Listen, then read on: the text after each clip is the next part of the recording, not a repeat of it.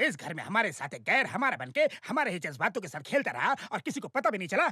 उसे अपने हाथों से खाना खिलाया, उसे अपने दिल में बिठाया, उस पर भरोसा किया और आज उसी भरोसे का कत्ल करके चला गया। अगर एक बार सामने आ जाए तो उसे जमीन में गाड़ दूंगा। हाँ? वो 12 साल बाद घर लौट कर आया था। हमें लगा वही हमारा पारस है। तो देख लिया अंजाम। अच्छा हुआ पुलिस शादी के बाद आई, पहले आती तो न जाने क्या हो जाता। होता क्या, समाज में हमारी नाक कट जाती, हम किसी को मुंह दिखाने के काबिल नहीं रहते, बिरादरी वाले हम पर थूकते और बेटियां कवारी रह जाती। बात यहीं पे खत्म नहीं होती। अगर हमारी बेटी की शादी रुक जाती ना तो हमारे 10 लाख बर्बाद हो जाते। हमारी किस्मत तो देखो, 12 साल बाद हमारा पारस घर लौटा और वो भी नकली। हो सकता हमारे पारस को भी उसी ने मारा होगा। बिल्कुल। हमारी मजबूरी का इसी तरह तो फायदा उठाते। और क्या, ऐसे आदमी का बिल्कुल भरोसा नहीं कर सकते। पैसे के लिए शायद मुझे भी मार डालता। ये क्या कह रहे हैं? बिल्कुल सच बोल रहे हैं। वो एक नंबर का धोखेबाज है। लल्लन के सर पर बंदूक रखकर उसने उसे आपकी जमीन से खदेड़ कर आपको अपनी जमीन दिलाई। आपको कभी पता नहीं चलेगा कि उसने क्या क्या किया है। आपकी बेटी की शादी में 10 लाख रुपए खर्च हुए। आप लोगों ने जमीन नहीं बेची, आपकी बीवियों ने गहने नहीं बेचे, यहाँ तक कि बाबूजी ने किसी से उधार तक नहीं लिया। तो फिर यह शादी हुई कैसे? उसने पैसे दिए। उसने 10 लाख का चेक आपके बाबूजी के हाथ में दिया। किसी को यह बात मालूम है? नहीं मालूम। पर आप लोगों को लग रहा है कि आप लोगों ने अपने पैसे खर्च करके ये शादी करवाई है, इसीलिए आप लोग उसे धोखेबाज बोल रहे हैं। पंडित जी के घर बिजली आ गई, उनकी बेटी का ऑपरेशन हो गया। उस घर में आज सारी खुशियां हैं। किसने दी इतनी सारी खुशियां? ऑपरेशन के इतने सारे पैसे कहां से आए? उसी ने दिए। 3 लाख रुपए दिए, मैंने देखा है। कोई अपना सगा भी इतना नहीं करता है। सच कहूं तो वो हम सब की जिंदगी में एक फरिश्ता बन के आया है और आप सब लोग उसे शैतान कह रहे हैं। पर आप सबको ये सब कहां दिखेगा? जो खुद को नहीं समझ पाए वो उससे क्या समझेंगे?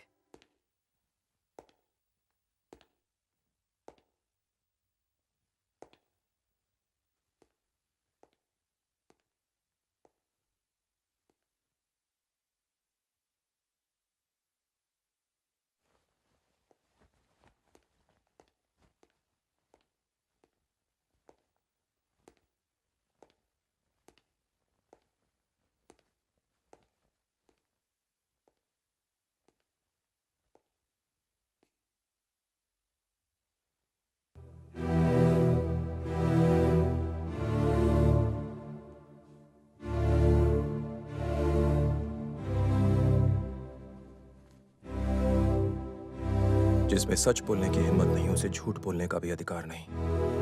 मुझ में हिम्मत है। मैं यहाँ आप लोगों को पारस की मौत की खबर देने आया था और उस माँ की आंखों में खुशी देखकर कैसे कहता कि उसका बेटा मर गया है।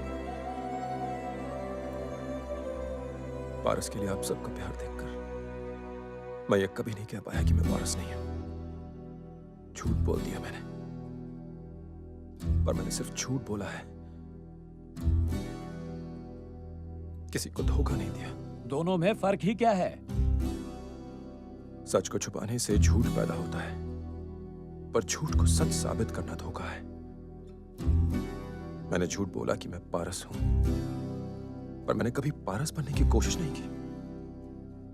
पर मैं आप लोगों की खुशी के लिए अब तक पारस बना रहा।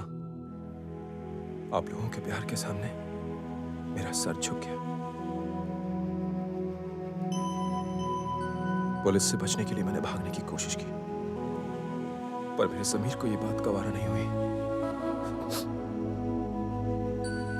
क्योंकि मुझे इस घर में 2 लोगों को जवाब देना है। एक तो आप और दूसरी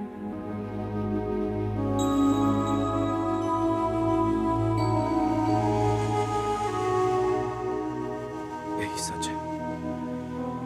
अब फैसला आपके हाथ में है।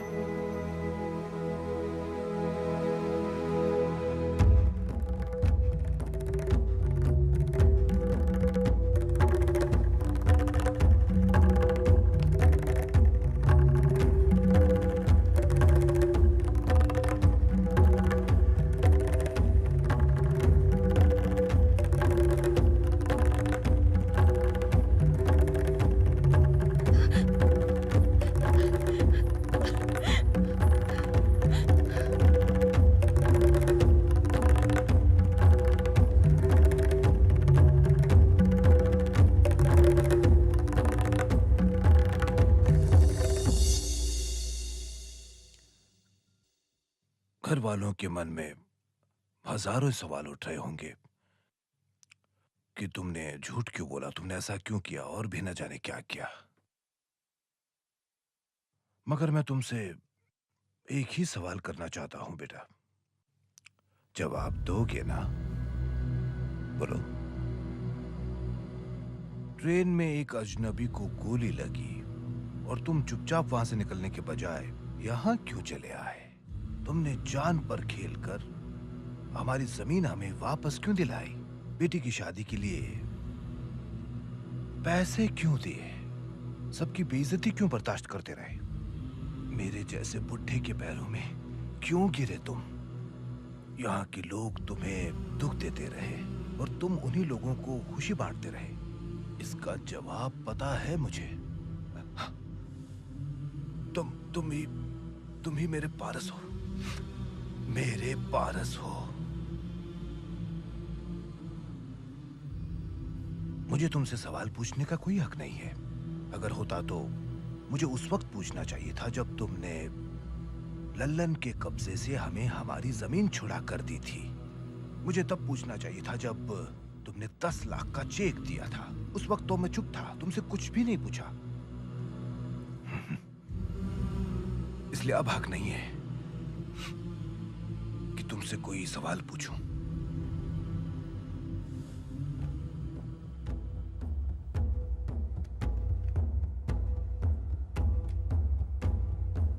इसे मैंने अपने बेटे के लिए खरीदा था, पर यही उसकी जान ले बैठी। मगर अब ये तुम्हारी जान बचाएगी। बेटा, लोगों की नजरों में तुम एक क्रिमिनल हो। अब वक्त आ गया उन्हें गलत साबित करने का।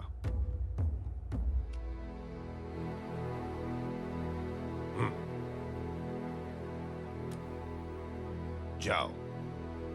अगर तुम जीत गए तो यहां तुम्हारा फिर से स्वागत है, और अगर हार गए तो मैं ये समझूंगा कि मैंने अपना बेटा फिर से खो दिया। मुझे नहीं जानना कि सच क्या है और झूठ क्या।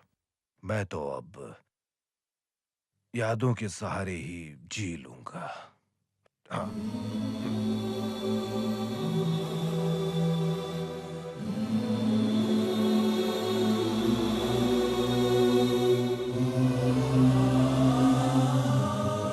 अपना ख्याल रखना।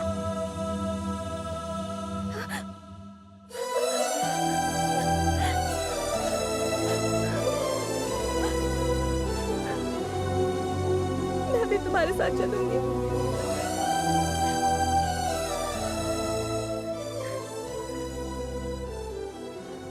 मैं वापस आऊंगा।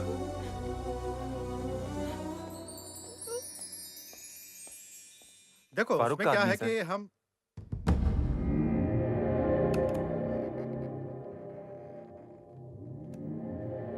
कौन बोल रहा है? तेरा बाप। क्यों फोन किया मुझे? सयाजी रेड्डी को किसने मारा? मुझे नहीं पता। तुझे पता है? सच में मुझे नहीं सर, पता। आपके लिए पार्सल है। तुम्हें अंदर किसने आने दिया? मैंने भेजा है वो पार्सल। लाओ मुझे दो। मैंने सयाजी रेड्डी के मर्डर प्लान वाली हमारी बातचीत रिकॉर्ड कर ली थी। वही कैसेट है वो। सच्चाई उगलते नहीं तो सीबीआई के पास पहुंच जाएगी कैसेट। कीमत बोल अपनी। ये पूछ कि क्या चाहिए मुझे। मुझसे डील फाइनल करने के बाद तूने किसी और से भी बात की थी। कौन है वो? क्या नाम है उसका? तू लाइब्रेरी में नहीं बैठा है कि चुप हो गया है? बोल। मैं तुझसे आखिरी बार पूछ रहा हूं। अगर तूने मुझे नहीं बताया तो फिर मुझे तुझसे मिलना पड़ेगा। और तू अच्छी तरह जानता है कि अगर मैं तुझसे मिला तो तू सीधा नर्क जाएगा। अब तो सच बोलेगा या नर्क जाएगा? सच बताऊंगा। तुमसे बात करने के बाद फौरन ही मुझे एक फोन आया। फोन तुम्हारे दोस्त ने किया था, मलिक ने। कितना मांगा उसने? 2 करोड़। मुझे आधा दे दो, काम मैं कर दूंगा। 1 मिनट। हाँ, मैं तुम्हें 2 करोड़ दूंगा। मेरी बात ध्यान से सुनो। तुम्हें सयाजी रेड्डी को चांद से मारना होगा। ऑफर पसंद आए तो गेस्ट हाउस में आकर मिलो।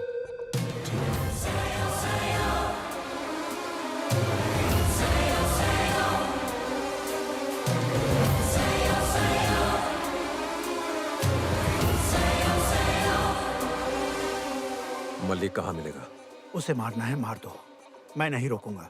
एक बार सीएम बन जाऊं, फिर तुम्हें बचाए रखने की जिम्मेदारी मेरी। प्लीज मुझे इसका ओरिजिनल कैसेट दे दो। सॉरी बाजीराव, मैंने तुम्हें झूठ बोला था।